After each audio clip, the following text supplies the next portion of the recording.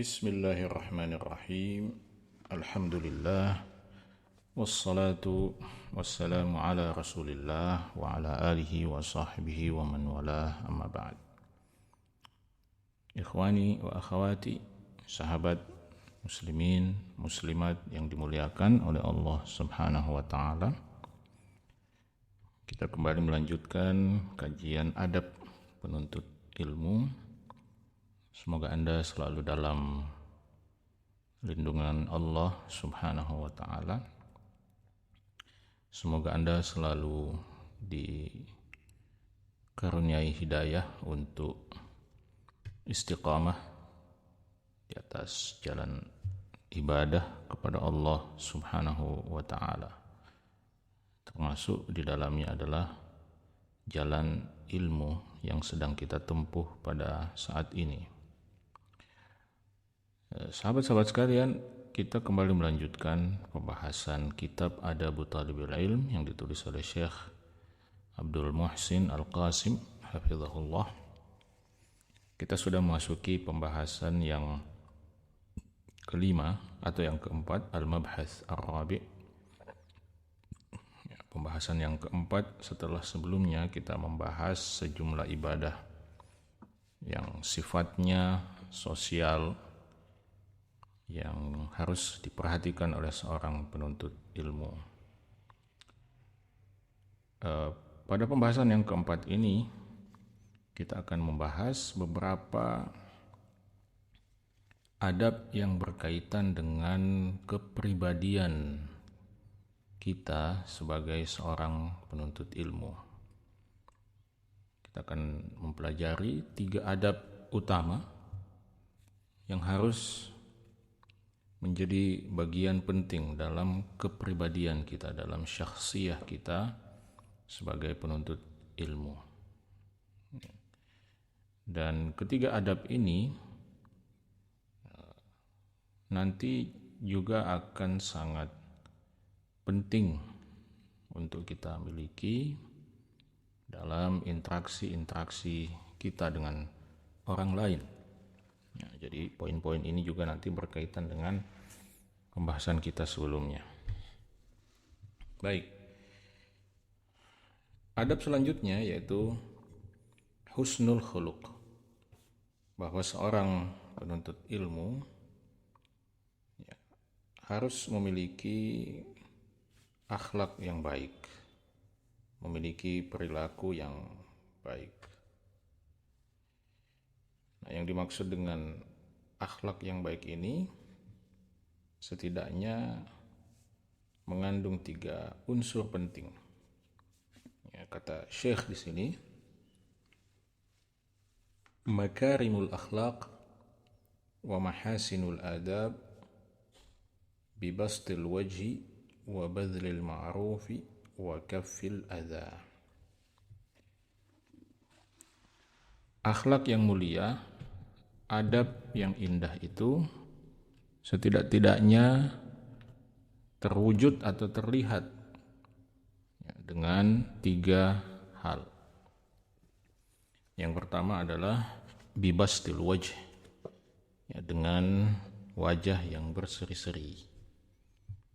Dengan wajah yang berseri-seri. Saya seorang penuntut ilmu bukanlah seorang yang wajahnya muram atau wajahnya tidak berseri-seri. Seorang penuntut ilmu bukan seharusnya tidak menjadi sosok yang terlihat angker, terlihat menakutkan.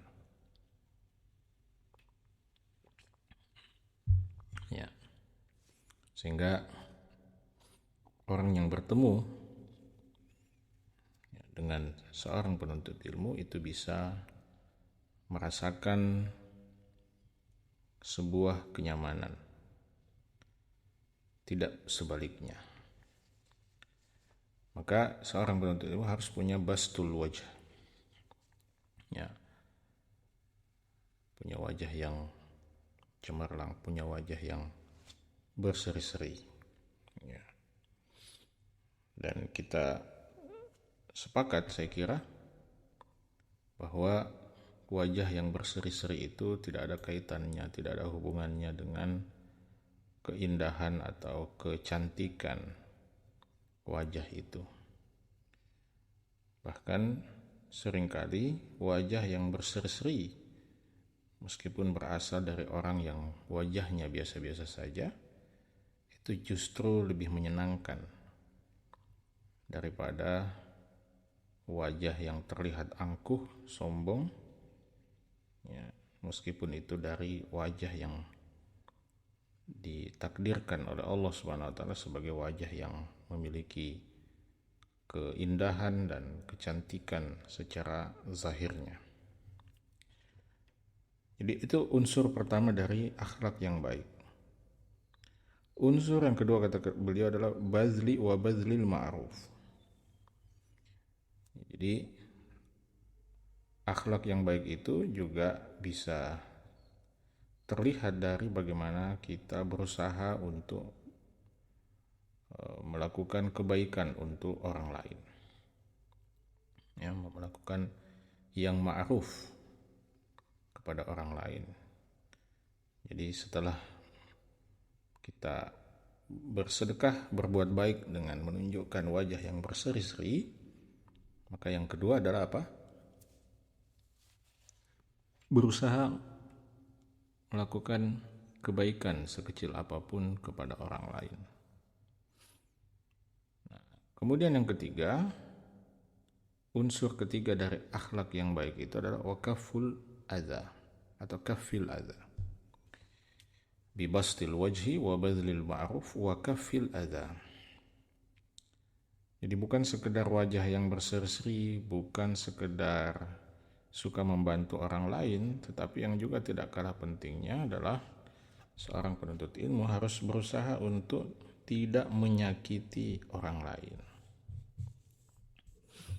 Jadi seorang penuntut ilmu sangat menjaga ini, ya, sangat menjaga bagaimana caranya tidak menyakiti orang lain, sehingga ya, termasuk dalam berdakwah, ya, dalam berbicara, dalam menasehati, dalam mengkritik orang lain, maka kita berusaha untuk menyampaikan itu semua dengan cara yang terbaik, dengan cara yang menurut kita semaksimal mungkin tidak menyakiti orang lain. Ya, tentu kalau ternyata kemudian dampaknya menyakiti orang lain sementara kita sudah berusaha untuk tidak menyakiti, maka itu tentu sudah di luar kemampuan kita.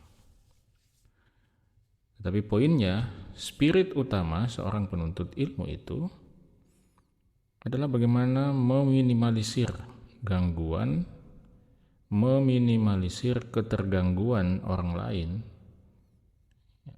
oleh kita. Nah, jadi ini adalah salah satu unsur terpenting dalam akhlak yang baik. Jadi kita ulangi, akhlak yang baik itu setidaknya mengandung 3 unsur mendasar. Yang pertama, wajah yang berseri-seri. Yang kedua, keinginan untuk selalu melakukan kebaikan pada orang lain. Kemudian yang ketiga, keinginan untuk selalu menahan diri, mencegah diri untuk tidak menyakiti orang lain. Dan akhlak yang seperti inilah yang kemudian menyebabkan Allah Subhanahu wa taala memuji Nabi kita Muhammad sallallahu alaihi wasallam dengan mengatakan wa innaka la'ala khuluqin azim. Dan sesungguhnya engkau wahai Muhammad itu berada di atas akhlak yang agung. Kemudian poin yang kedua, kata Syekh di sini, khiyarun nas man jama'a baina taqwa wa husnil khuluq. Manusia terbaik adalah manusia yang mampu menggabungkan antara ketakwaan kepada Allah Subhanahu wa taala dan akhlak yang baik. Ya, ada orang yang mungkin rasa takutnya kepada Allah Subhanahu wa taala luar biasa. Ya, takut meninggalkan perintah Allah, takut melanggar larangan Allah Subhanahu wa taala. Tapi akhlaknya sangat mengecewakan. Akhlaknya sangat buruk. Perilakunya sangat buruk. Nah, tentu ini tidak bisa disebut sebagai manusia yang terbaik. Ya, begitu pula sebaliknya, ada orang yang mungkin akhlaknya baik, tetapi sama sekali tidak punya rasa takut kepada Allah Subhanahu wa ta'ala. Maka ini juga tentu bukan pilihan yang baik. Maka pilihan yang terbaik adalah kita berusaha mengkombinasikan, menggabungkan antara rasa takut kepada Allah Subhanahu wa taala dengan akhlak kita yang baik. Rasulullah sallallahu alaihi wasallam mengatakan, "Inna khiyarakum ahasinukum akhlaqa." Sesungguhnya orang-orang terbaik di antara kalian adalah orang-orang yang paling baik akhlaknya. Jadi jangan remehkan soal akhlak ini. Yang ketiga, ini juga menggambarkan, menunjukkan pada kita betapa luar biasanya akhlak yang mulia itu, akhlak yang baik. Kata Syekh, yudrikul mar'u bihusni khuluqihi darajatal abidin. Seseorang itu dengan akhlaknya yang baik, itu dia bisa mendapatkan derajat yang sama dengan para ahli ibadah. Ya, mungkin kita hanya menjaga salat-salat fardu atau ibadah-ibadah wajib kita, tetapi pada saat yang sama kita memiliki akhlak yang baik. Maka dengan itu, dengan kombinasi itu, kita bisa mendapatkan derajat yang sama dengan derajat orang-orang yang bukan sekedar ibadah wajib, tetapi juga melakukan ibadah-ibadah sunnah ya, dalam jumlah yang sangat banyak. Rasulullah sallallahu alaihi wasallam mengatakan, innal mu'min la yudriku bihusni khuluqihi darajatas saimi wal qaim, darajatas saimil qaim. Sesungguhnya seorang mukmin, jadi syaratnya harus mukmin. Kalau tidak beriman, maka dia tidak akan sampai pada derajat ini. Jadi syaratnya harus mukmin dulu, harus beriman dulu, harus bertauhid dulu.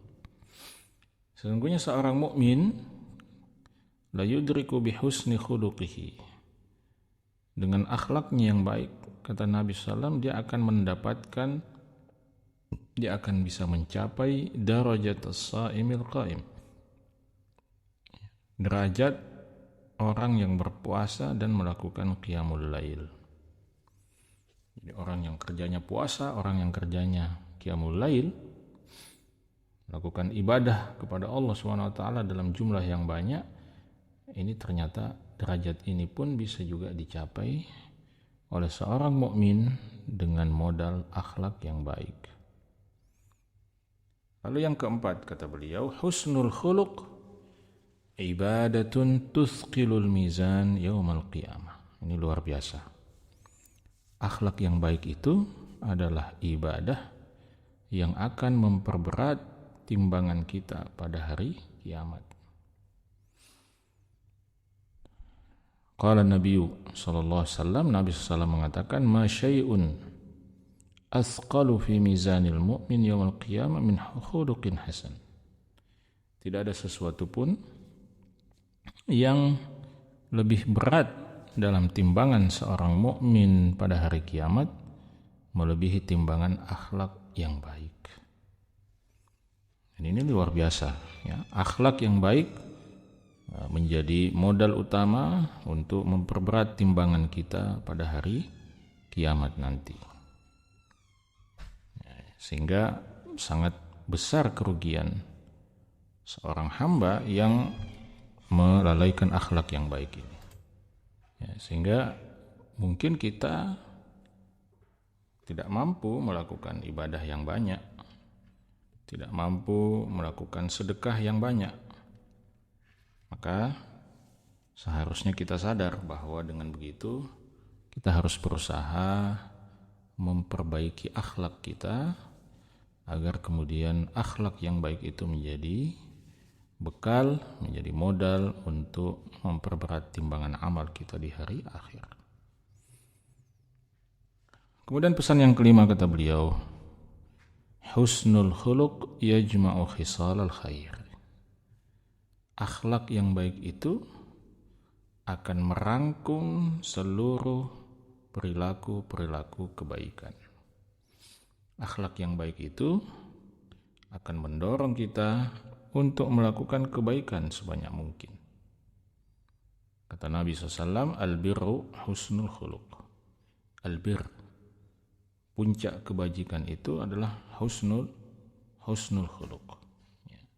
Akhlak yang baik. Sehingga sahabat-sahabat yang dimuliakan oleh Allah Subhanahu wa taala, kita melihat betapa pentingnya seorang mukmin, seorang muslim, terutama seorang penuntut ilmu untuk memberikan perhatian dalam porsi yang lebih besar kepada usaha dan upayanya untuk memiliki akhlak yang baik. Ya, akhlak yang baik itu ya, memang ada yang merupakan karunia dari Allah Subhanahu wa taala, tetapi juga bisa didapatkan melalui proses-proses tarbiyah, proses riyadah, proses pembiasaan. Kita membiasakan diri kita pada awalnya mungkin dengan sedikit unsur paksaan, tetapi lama-kelamaan itu menjadi sesuatu yang sangat menyenangkan dan sangat indah, bahkan sangat membahagiakan. Ya, orang yang memiliki akhlak yang baik, maka insya Allah hidupnya pasti akan bahagia. Demikian beberapa penjelasan tentang pentingnya akhlak yang baik bagi seorang penuntut ilmu. Insya Allah kita akan bertemu kembali pada pembahasan selanjutnya pada sesi yang akan datang. Assalamualaikum warahmatullahi wabarakatuh.